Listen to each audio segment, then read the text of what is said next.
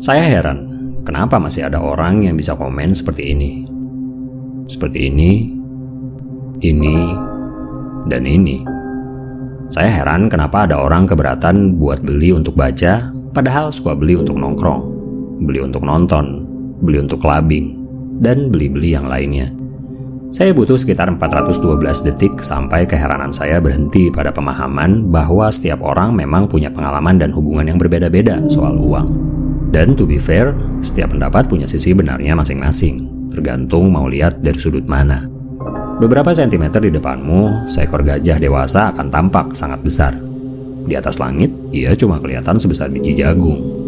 Tidak ada yang salah dengan merasa kemahalan di angka 10.000, 20.000, 30.000. Bahkan sebaliknya untuk sekedar kopi hotel seharga 80.000. Perilaku kita tentang uang ternyata jauh lebih penting ketimbang hitung-hitungan angka dan pengetahuan kita soal uang. The Psychology of Money, karya Morgan Housel, adalah sebuah buku bagus yang menjelaskan uang dan berbagai sudut pandang tentangnya, yang mungkin bisa mengubah psikologimu tentang uang selamanya. Menurutnya, kamu nggak perlu jadi orang jenius untuk bisa sukses dengan uang. Saya nggak bilang kaya ya, karena kaya sangat berbeda dengan kekayaan. Kamu mungkin sering melihat orang dengan mobil mewah, rumah besar, atau handphone mentereng. Tapi kekayaan itu berbeda dengan hal-hal yang barusan kita bicarakan. Ia lebih punya sifat tersembunyi, yang kamu mungkin akan kesulitan untuk mendeteksinya. Pendidikan, status sosial, dan tingkat kecerdasan seseorang ternyata tidak menentukan perilakunya terhadap uang. Dan untuk membangun kekayaan, kamu tidak perlu penghasilan yang luar biasa besar. Kamu hanya perlu sikap yang benar jika menyangkut soal uang.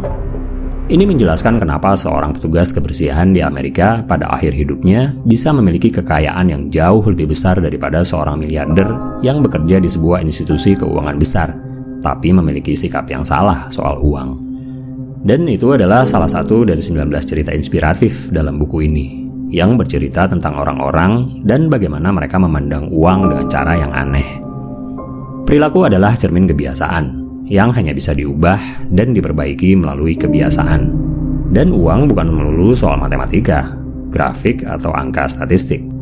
Investasi misalnya, kita cenderung membicarakannya di meja makan, tempat nongkrong, ruang meeting, di mana segala perasaan ikut bercampur di dalamnya.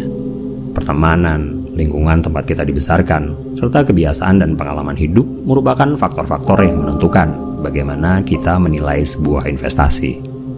Warren Buffett mengajarkan kita bahwa investasi yang bagus ternyata bukan cuma soal tingkat return yang tinggi, tapi bagaimana sebuah investasi bisa memberikan imbal hasil yang cukup dalam waktu yang panjang. Jika orang ditanya apakah dia ingin seperti Warren Buffett, jawabannya pasti mau. Tapi ketika ditanya untuk menjalani prosesnya selama puluhan tahun, jawabannya belum tentu sama. Terakhir yang saya suka dari buku ini adalah rasa cukup. Buku ini mengajarkanmu mengenal rasa cukup. Sebab tanpa rasa cukup, seberapa banyak pun uang yang kamu punya, kamu akan selalu merasa kekurangan. Uang memang bukan segalanya, tapi 90% masalah bisa diselesaikan dengan uang. Ini bahkan tidak bertentangan dengan video saya sebelumnya tentang prinsip-prinsip stoik. Sikap tidak peduli sama uang bukanlah sebuah sikap yang bijaksana. Malah sebaliknya, ia merupakan cermin dari sikap kurang bertanggung jawab. Di sisi lain, sikap serakah akan membawamu pada malapetaka. Suatu hari saya pernah diundang ke sebuah seminar berbayar, dan di hari lainnya ke sebuah seminar yang sama di mana pesertanya disponsori untuk ikut tanpa dipungut bayaran.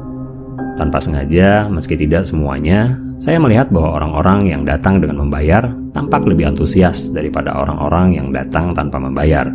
Padahal isi seminarnya 100% sama. Pertanyaannya, kenapa? Jawabannya, sikap mental. Tidak ada yang salah dengan sesuatu yang gratis. Hampir semua orang suka pada sesuatu yang gratis. Tapi bermental gratisan adalah hal yang sama sekali berbeda. Ia akan membawamu pada dunia yang jauh lebih sempit. Jika sesuatu itu gratis, ada dua hal yang mungkin. Seseorang memang baik kepadamu, atau kamulah komoditasnya.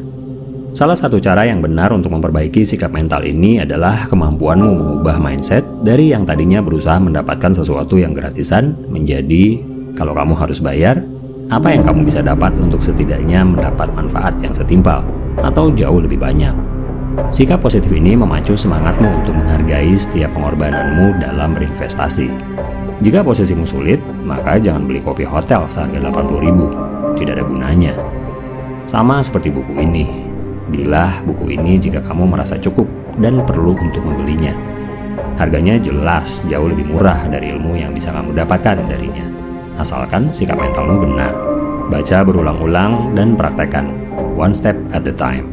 Lalu lihat hasilnya dalam beberapa tahun ke depan. Perubahan itu berawal dari langkah pertama dan sikap mentalmu. Selalu.